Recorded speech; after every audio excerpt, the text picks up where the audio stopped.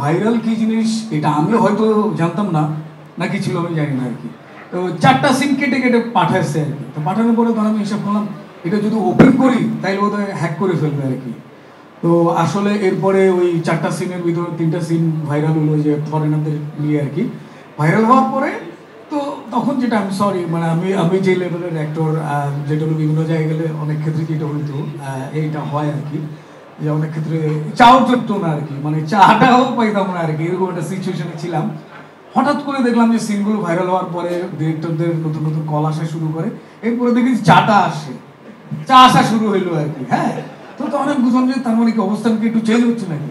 এরপরে আবার দেখি এটিরা এসে বলে বস কি খাবেন, আমি তখন আতঙ্কিত হয়ে পড়লাম, কি খাবো মানে কি খাবো, মানে এতদিন চাই জুটতো না, ব্যাচেলর পয়েন্ট করার পর থেকে এই চাটা মিলে আর আমার যে রেভলিউশন ছিল সেটাতে তো আমি বুঝে গেছি চা যেহেতু এসে পড়ছে তার মানে জিনিসটা বাড়াই দিতে হবে আর কি।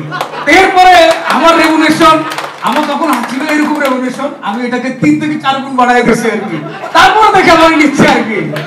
তো তখন আমি বলতাম ইয়েস একটা ব্যাপার আছে। যাই হোক, তারপরে যেটা হলো বিষয় যে রাস্তাঘাটে যখন ঘুরতাম তো আমাদের হাঁটুর বয়সী পোলাপানরা ওরা তখন চিৎকার করে হ্যাঁ বাচ্চু, আমি তখন কে বাচ্চু মানে আমার ক্লোজ কেউ, রাইট।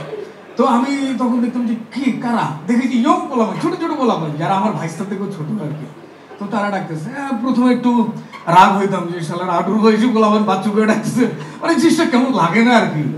তো পরে বুঝলাম না কিছু করার নেই, এটা আসলে কি করবো, ওই ক্যারেক্টারকে ডাকে, আমাকে তো আর ডাকে না, গেল। এরপরে হয়তো দেখা গেলো যে বাইরে কোথাও বেড়াতে গেছি, মিডল ইস্টের কোনো জায়গা, ওইখানেও চিৎকার করে ডাকতেছে, মনে হলো যে কি নর্দা থেকে চলে এলাম দুবাইয়ের এই জায়গায় লোকজন এভাবে চিৎকার করে বাচ্চু, আমি তখন আবার আতঙ্কিত হয়ে বললাম আর কি যে এরা কারা। তো যাই হোক, এইটা হচ্ছে কি আসলে all credit goes to director, কারণ অনেকের সাথে তো কাজ করি, তো আমি যে আমার ভিতর দিয়ে ওই চরিত্রটা বের করে নিয়ে আসছে এটা অনেক বড় জিনিস। এরপরের 2 থেকে 3টা বছর শুধু ওই ব্যাচেলর পয়েন্টের এলাকার বড় ভাই চরিত্র অভিনয় করতেছি আর কি। আমি প্রচন্ড টায়ার্ড হয়ে গেলাম, নানান কথা বলে কিন্তু ওই চরিত্রটাই, আপনি এই করতেছেন সেই করতেছেন এই করতেছেন ওরে ধরতেছেন সেই ধরতেছেন, আমি কি মূল জিনিসটা ব্যাচেলর পয়েন্টের সেই বাচ্চু। তো ওইটা ঘুরে ফিরে আসতেছিল, আমি কি করবো আর আসলে অন্য কিছু তো করি না, অ্যাক্টিংটাই করি।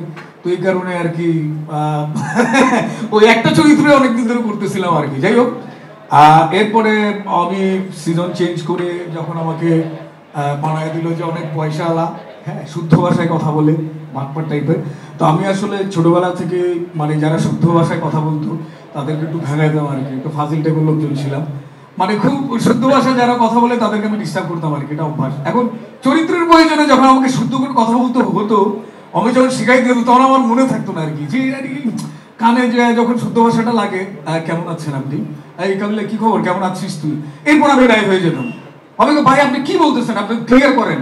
এই যে শুদ্ধ ভাষার সাথে আমার যে ফাইটটা হইতো।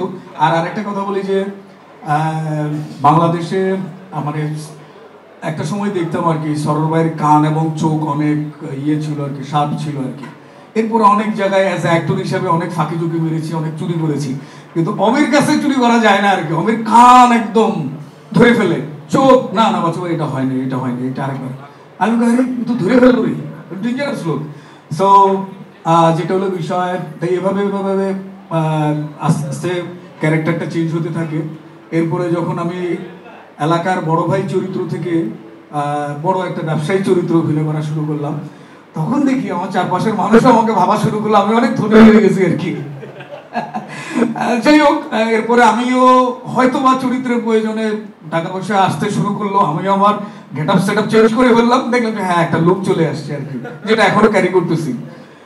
তো এর মাঝে দুবাইতে বেড়াতে গেছিলাম, ঘুরতে গেছিলাম, তারপরে ব্যাচেলর পয়েন্টের একদম শেষ দিকে দিবি আমাকে ধরে নিয়ে যায়, তো আমি একটা ছবি তুললো।